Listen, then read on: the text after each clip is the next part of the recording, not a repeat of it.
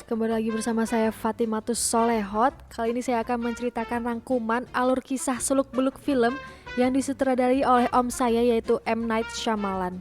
Film ini berjudul Unbreakable yang terbit pada tahun 2000 dan film ini ternyata trilogi dari film Split tahun 2016 yang bakalan kita bahas setelah ini. So stay tune terus di channel Ungu Film. Wait a minute. Film ini dibintangi oleh sahabatnya om saya yaitu Bruce Willis yang memerankan sebagai David Dunn dan Samuel Jackson yang memerankan sebagai Elijah. Kisah dimulai pada tahun 1961 di mana seorang wanita baru saja melahirkan di sebuah pertokoan di Philadelphia dan bayi ini diberi nama Elijah.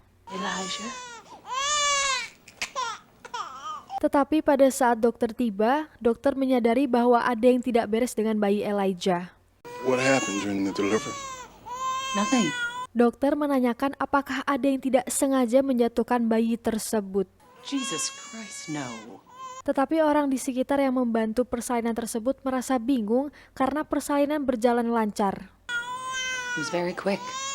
Setelah diamati, dokter pun menyimpulkan bahwa Elijah mengalami patah tangan dan patah kaki pada saat di dalam rahim. His arms and his legs are broken. Elijah dilahirkan osteogenesis imperfecta type 1 yang merupakan penyakit langka yang membuat tulang penderita rapuh dan rentan patah seperti halnya hati para wanita, terkecuali Fatimah binti Solehot ini ya. Alright, di film Unbreakable ini dikisahkan seorang penjaga keamanan di Philadelphia yaitu David Dunn yang dulunya adalah seorang atlet yang memiliki permasalahan di rumahnya. Pernikahannya berada di ujung tanduk dan berdampak pada putranya Joseph. Kemudian scene berganti di mana terlihat David sedang naik kereta menuju Philadelphia dan tak lama datang seorang tante-tante. David cukup tertarik dengan wanita itu dan mencoba mendekatinya walaupun dia sudah menikah. Setelah ngobrol-ngobrol santuy, tante ini merasakan niat tersembunyi dari si David. Karena merasa risih, si tante memutuskan untuk pindah dan David kembali menggunakan cincinnya yang tadi dilepas, kemudian melamun overthinking. David merasakan kecepatan kereta berjalan dengan sangat cepat dan benar saja kereta tersebut mengalami kecelakaan dan hanya David seorang yang selamat dari insiden itu, di mana tubuhnya tidak mengalami patah, memar ataupun tergores sedikit pun. Sehingga hal itu membuat semua keluarga korban yang meninggal menatapnya dengan tatapan yang sinis. One, because it seems in a few minutes. David kemudian menghadiri upacara peringatan korban kecelakaan kereta api. David mendapati amplop di kaca depan mobilnya yang di dalamnya bertuliskan logo dan alamat galeri seni yaitu Limited Edition. Di dalamnya tertulis pertanyaan, berapa hari dalam hidupmu kau pernah sakit?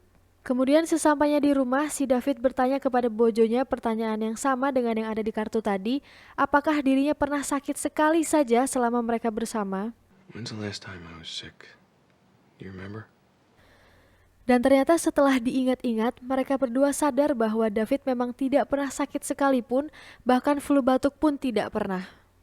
Beralih ke masa kecil si Elijah, yang mana dia sangat tertarik dengan tokoh super dalam komik. Saat usia Elijah menginjak 7 tahun, mamihnya memberikan komik superhero yang mana disitulah Elijah sangat berambisi tentang sesosok superhero.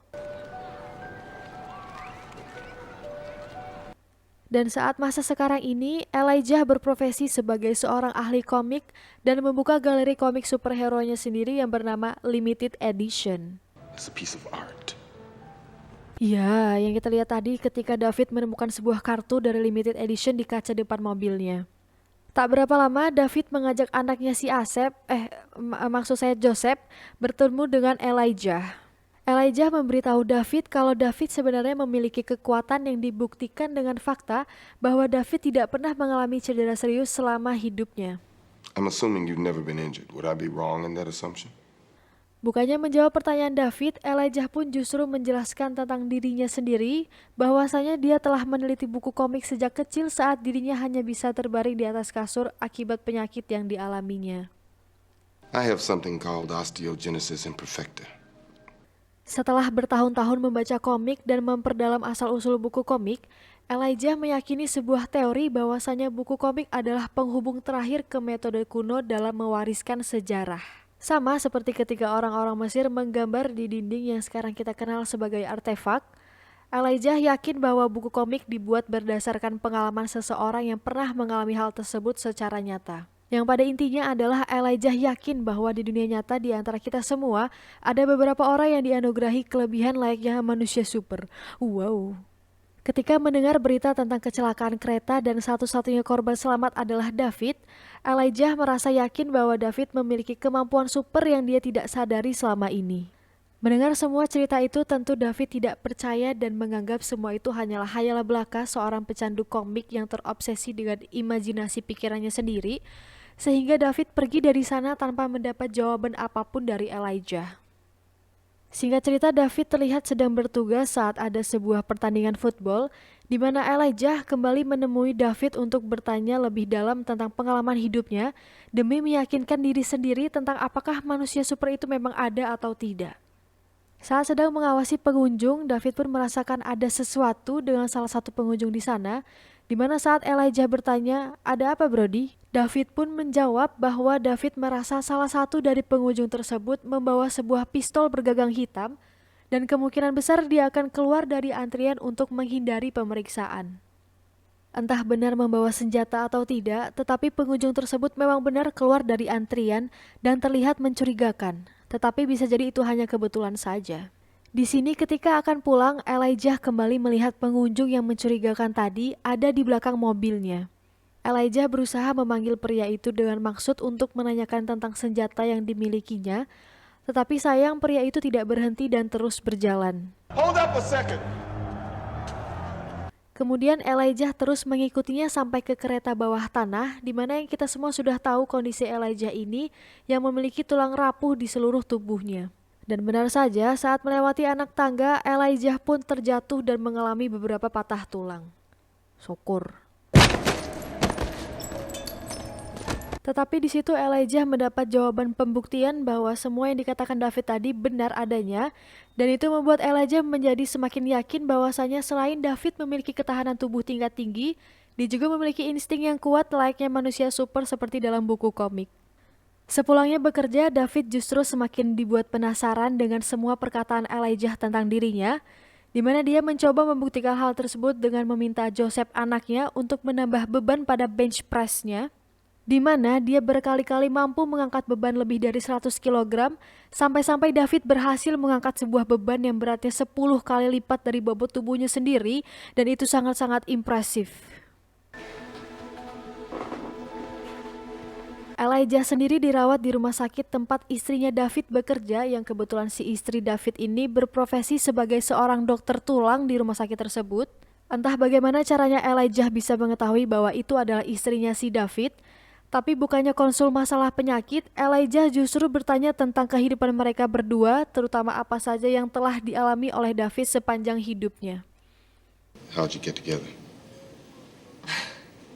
Kembali ke David setelah menyadari fakta bahwa mungkin dirinya memang memiliki apa yang seperti dikatakan oleh Elijah, David pun berniat untuk mengembangkan insting kuatnya tersebut dengan berdiri tepat di tengah kerumunan, di mana David mampu melihat dan mendengar setiap kesalahan yang telah dilakukan oleh orang-orang yang telah bersentuhan dengannya. Tak lama David pun mendapat kabar bahwa Joseph anaknya mengalami tindak kekerasan oleh beberapa teman sekolahnya, yang mana Joseph mempertahankan keyakinan terhadap ayahnya sendiri, yaitu David, bahwa sang ayah adalah orang spesial yang memiliki kelebihan yang tidak dimiliki oleh ayah-ayah lain, sehingga hal itu membuat teman-teman Joseph mengejeknya dan kemudian menghajarnya secara beramai-ramai. Baca brutal. Sebagai ayah yang baik, David tentu tidak ingin Joseph diperlakukan seperti itu dan meminta agar Joseph berhenti percaya pada semua omong kosong yang Elijah katakan dan menekankan bahwa dirinya hanyalah ayah biasa sama seperti ayah-ayah lain di dunia ini. I'm just an ordinary man. No, you're not. Hal itu pun membuat Joseph baper brutal karena ketika Joseph bangga memiliki ayah yang hebat, justru David sendirilah yang tidak yakin terhadap dirinya sendiri. Sesampainya di rumah, David mendengar cerita istrinya tentang Elijah yang datang ke kelas terapinya, dan pada saat berbalik ke belakang, David menemukan Joseph membawa pistol miliknya. You don't believe. I'll show you. You can't get hurt. Joseph masih ingin membuktikan bahwa ayahnya adalah seorang superhero dengan cara ingin menembakkan pistol tersebut, karena Joseph tahu David tidak akan terluka. Merasa bahwa Elijah telah membawa hal buruk pada kehidupan keluarganya, David pun meminta agar Elijah berhenti dengan semua imajinasi dan omong kosong ini, Meski David sendiri sadar bahwa Elijah tidak sepenuhnya salah tentang semua perkataannya tersebut. Please stay away from my family. Elijah pun baper atas hal itu, kemudian pergi ke toko buku komik di mana dia dengan sengaja mengolengkan kursi rodanya dengan tujuan membuat kesal seorang penjaga. Shit! Dan saat ada satu buku komik terjatuh tepat di pangkuannya, di situ Elijah mendapat sebuah pemikiran yang mungkin dapat menyadarkan David atas kemampuan yang dimilikinya. Elijah kemudian mengirim pesan suara kepada David yang intinya mereka berdua sudah ditakdirkan bertemu untuk satu tujuan yang lebih besar, di mana Elijah juga mengetahui bahwa David fobia akan air setelah mendengar semua cerita sang istri waktu di rumah sakit. Ditambah itulah alasan kenapa David sering memakai jas hujan ketika sedang berada di luar. Layaknya Superman, air adalah sebuah kryptonite bagi David. Setelah mendengar pesan suara dari Elijah, David pun diam-diam mendatangi sebuah gudang yang menyimpan bukti dari kecelakaan kereta. Terlihat di sana gerbong kereta yang sudah sangat hancur sehancur harapanmu mendapatkan hatinya. Dan itu membuat David mengingat kembali kejadian saat kecelakaan mobil yang dialaminya dengan Audrey ketika mereka masih kuliah. David baik-baik saja, bahkan dia berhasil melepaskan pintu mobil hanya dengan tangan kosong dan menyelamatkan Audrey. Kemudian David menelpon Elijah untuk mengatakan bahwa dia mengakui dirinya tidak pernah cedera. Kemudian David bertanya kepada Elijah apa yang harus dilakukannya. Elijah menyarankan agar David pergi ke keramaian dan melakukan hal yang seharusnya dilakukan sejak lama, yaitu membela kejahatan dan membasmi kebatilan layaknya Ultraman. Setelah meregangkan tangan dan menerawang satu persatu latar belakang dari beberapa orang yang disentuhnya, David pun hanya menemukan beberapa kejahatan ringan yang tidak terlalu parah. Hingga ada seorang petugas cleaning service lewat, David pun melihat bahwa dia telah melakukan hal yang sangat buruk, yaitu membunuh seorang pria dan menyandera keluarganya. Kemudian David pun diam-diam mengikuti pria tersebut sampai pulang kerja, di mana pria itu memang benar masuk ke dalam sebuah rumah yang mana itu sangat tidak mungkin rumahnya. Saat David memberanikan diri untuk masuk, dia pun melihat dua anak sedang terikat. Kemudian David melepaskan mereka dan pergi ke lantai atas untuk menyelamatkan ibu mereka berdua. David kembali mencari keberadaan si petugas kebersihan. Sampai di kamar atas, David pun melihat si ibu sedang terikat, kemudian menyuruhnya untuk diam dan saat berdiri dan mencari keluar balkon, tiba-tiba si pelaku pun mendorong David hingga jatuh tepat di atas penutup kolam, sehingga saat penutupnya tenggelam, David pun terjebak dan hampir tewas karena hal itu. Beruntung dua anak tadi menyodorkan sebuah bambu kepada David, sehingga David bisa naik ke atas dan selamat dari insiden yang menjadi fobianya tersebut. Dengan cepat David pun kembali ke kamar atas untuk kemudian menyerang si pelaku dengan mencekik gulunya, dan setelah dia pingsan, akhirnya David berhasil menyelamatkan ibu dari dua anak tersebut. Besok paginya saat sedang sarapan, Joseph pun menunjukkan sebuah berita di koran tentang sesosok pria berjas hujan yang berhasil menyelamatkan sebuah keluarga, yang mana saat Joseph menyadari bahwa itu tidak lain adalah David ayahnya, Joseph pun terlihat terharu menangis bangga dan David menyuruhnya untuk merahasiakan hal itu. Di scene selanjutnya, David pergi ke galeri tempat dipamerkannya karya-karya milik Elijah. Elijah pun mengajak David ke ruangannya untuk bicara empat mata, yang mana kemudian Elijah menyodorkan tangannya untuk bersalaman dan disinilah plot twist sebenarnya yang akan terungkap. Faktanya, beberapa peristiwa kecelakaan besar yang terjadi selama beberapa tahun terakhir seperti ledakan pesawat, kebakaran hotel, termasuk anjloknya gerbang kereta yang dialami oleh David, ternyata itu semua adalah ulah si Elijah ini. Gua teli tenan.